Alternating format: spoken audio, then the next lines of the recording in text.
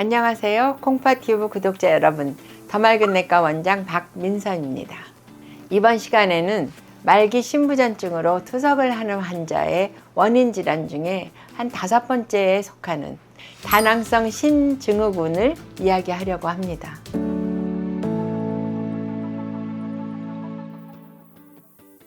병원에서 건강검진을 했더니 다낭성 신증후군이 있대요. 그러면 나의 어머니 쪽이나 아버지 쪽에 누군가가 비슷한 문제를 가지고 있는 분이 계실 거예요. 그만큼 유전성이 강한 거고요. 이 다낭성 신질환은 말뜻 그대로 신장에서 직접 기능을 하는 부위가 점점 물혹으로 바뀌면서 소변을 만들어내는 기능을 점점 못하게 만드는 거죠. 그 물혹이 조금씩 커지면서 신장은 원래 요만하거든요. 그림에 나온 것처럼. 근데 요 신장에 물집이 생겨서 볼록 겉으로도 나오고요. 속에서도 그림에 보이는 것처럼 물집이 빵빵빵 나와서 신장의 기능을 하는 신장 피질이라는 부위를 전부 다 물집으로 막아요. 그런데 다낭성 신질환은 유전적인 질환인데 우리가 2가지 종류로 나눕니다. 그 중에 하나는 오토조멀 도미넌트, 우리가 이걸 영어로 AD라고 얘기하는데 유전 성향이 강한 거. 왜냐하면 1대 한 대에서 나오면 그 다음 대에 또 나와. 근데 그럴 때는 나는 다낭성 신장증후군인데 우리 형은 아닌데요. 예. 발현하는데 다소의 차이는 있어요. 그런데 ARPKD라고 이거는 유전적으로 어머니와 아버지 양쪽에서 같은 유전자가 만났을 때 생기고요. 이럴 땐 대부분 태아에서부터 문제가 발생하기 시작해서 아무리 늦어도 유아일 때 이미 문제가 발생하기 시작하고 어려서 투석을 시작하는 경우도 상당히 있습니다. 이럴 경우에는 사실은 아무 증상이 없어요. 그게 무서운 거죠. 그냥 우리 아빠가 신장이 나빠져서 갔더니 다낭성 신증후군이어서 검사해보니 나도 발견이 됐어요. 그렇게 발견하는 경우가 대부분이고요. 그래서 질병의 초기에 신장 기능이 아직 정상일 경우에는 사실 초음파를 해보기 전에는 아무도 이 병이 있는 걸 모를 수 있어요. 요새는 학교에서 고등학교까지 다 소변검사 하잖아요.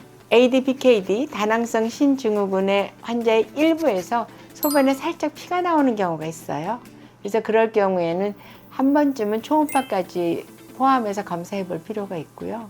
그리고 이제 성인에서 ADPKD일 경우에는 대부분 말기 신부전증까지 투석을 해야 될 때까지 가는 거는 50에서 60대 정도에 시작하는 경우가 많고요.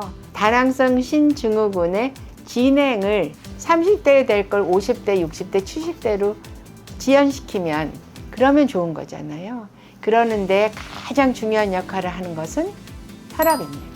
그래서 혈압을 정상으로 유지하는 것.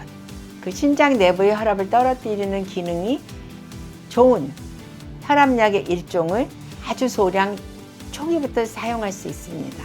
그거는 신장 내부의 압력이 높아지면 높아질수록 물혹이 발생하는 비율이 높아지고 커지기 때문에 신장 내부의 압력을 줄여드리는 거죠. 2번째는 바른 생활이 정말 중요하지요. 짜게 먹는 것, 담배, 혈관을 망가뜨리고요. 술, 그다음 과식하지 않고 적당한 수면, 그다음에 일은 열심히 하지만 열심히 했으니까 안심하는 스트레스에 이기는 마음이 중요해요. 그래서 그 정도 얘기는 나도 다 할 수 있어. 적당히 잘 먹고 잘 살라는 거네. 맞습니다. 그게 바로 건강을 지키는 지름길이고요. 그 다음에는 의사 선생님하고 같이 나의 신장 기능이 어떻게 변하고 있는지를 주기적으로 검사하셔야죠. 그전에는 다낭성 신증후군에서 치료약이 전혀 없었어요. 근데 요새는 톨박탐이라는 치료제가 나와서 다낭성 신증후군 환자들한테 사용하기 시작하는데요. 기본적으로 이 톨박탐은 바소프레신이라는 항이뇨 호르몬의 기량제라고 해요. 그래서 항이뇨 호르몬이 작용을 못하게 막는 거기 때문에 소변량이 많아지고요. 그래서 전해질 이상이 발생하고 기운이 없거나 혈압이 떨어지거나 이런 문제를 발생할 수 있기 때문에 전문의와 상의해서 치료를 시작해야 됩니다. 오늘도 더 맑은 내과 유튜브 콩파튜브 시청해 주셔서 감사합니다. 구독, 좋아요 부탁드립니다. 감사합니다.